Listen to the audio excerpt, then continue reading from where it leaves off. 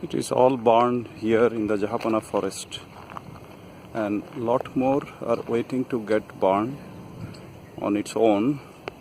The amount of smoke and heat that generated by such kind of uncontrolled burning is really thought-provoking, and only thought is not enough. The slightest greenery that you can see here and the rest of the area in the wide space, they are facing the shortage of water, and there is no water. Today is the 2nd June, and maybe monsoon may be coming, but before monsoon comes, it is so much vulnerable here for forest fire in such manner. And these forests are here within the posh area of the city, and which is a working place for hundreds of thousands of people every day and evening.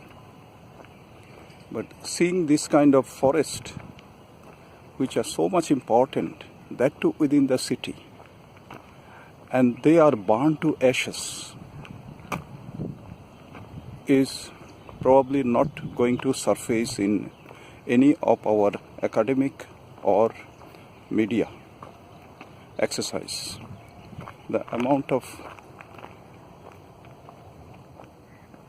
smoke and the amount of pollution that this burning of this forest that has added to our atmosphere. So definitely we had not have any control, because there is no water, and these are all naturally grown. Maybe when there will be a rain spell for few hours a day, which our forecasting in the weather section is not to say anything about these things, but reality is that so much of forest area has burned, and they have added to our pollution, that for which we have been doing so much of conference, seminar, and so much of exercise, publications. We don't know that if such kind of things happens within the city limits, where forests are so carefully maintained, but there is no water, and because of no water, these things have burned, and we keep on continuing. Is this the way that we should have a living safely in the city or in the forest, where water shortage is so much extreme and so much provocating to the fire?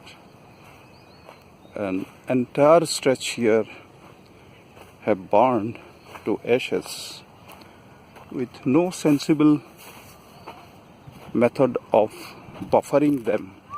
At least you have seen that the road, the walking path, has separated the portion from that side to this side. And only making buffering by roads, at least we could have segregated the burning area, which is the easiest way of controlling the fire. It is also true that when water shortage is there, when drinking water is not available in sufficient quantity, then how to take care of such kind of forest in Delhi? So it is a question. But only thing is that we have to look for certain method which are already available in the textbook. That is a buffer zone. It is all available in the textbook. So making as many as possible such kind of lanes and bylanes for the time being. and also have a storage pond here which can be used as a rainwater. There are some rainwater harvesting pond, but they are in dilapidated condition. So for God's sake and for our civilization's sake, living life in a city and getting these things burned in this manner is not a sure sign of living happily with all sustainable missions and goals defined and discussed in our conference, seminar, academia, or publication. Thank you.